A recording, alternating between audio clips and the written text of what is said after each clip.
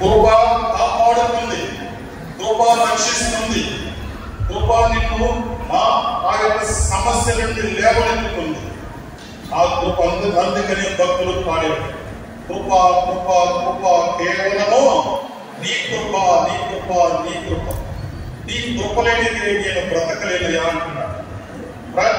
నేను కూడా ఆయన కృప లేనిదే నేను బ్రతకలేదు. ఏనాడో సరిపోయేవాడు, నాలో ఏ మంచియూ లేదు, నాకంటే నేను శ్రేష్ఠుడు.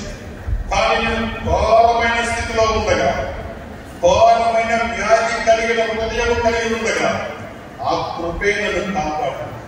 లేకపోతే 40 సంవత్సరాల క్రితమే ఆ కృప లేకపోతే నేను ఈ మధ్య ఉండేవాడు కాదు. కాబట్టి కూడా ఆ కృప ఇప్పుడు ప్రతి ఒక్కరిని కాపాడటకు సిద్ధముగా ఉన్నది.